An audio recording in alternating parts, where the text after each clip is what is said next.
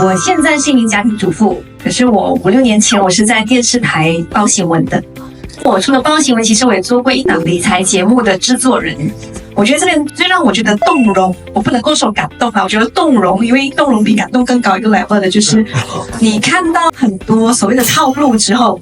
其实你也觉得说 OK， 我接受这些套路的。然后你来到一个地方，他竟然把他的衣服全部脱光给你看的，我没有看过这样子的商学院，这是第一点。第二点是我觉得我很钦佩，我真是要用钦佩这个字的是，我觉得 A 哥是说到做到，因为有料的人或许外面很多，愿意教你的人也有的，当然有一些交换的条件，可能是金钱上或是其他的方面的一些付出。但是第三点更加重要，就是这个人是说到做到的，他 promise 过的你，他真的是可以 deliver 的。这一点，我觉得从 A 哥他坚持做出前提的就是这件事情，他不是为了其他，不是为了流量，他是为了他自己 promise 过，所以他要把它完成这件事情。我觉得是 A 哥值得更大的掌声。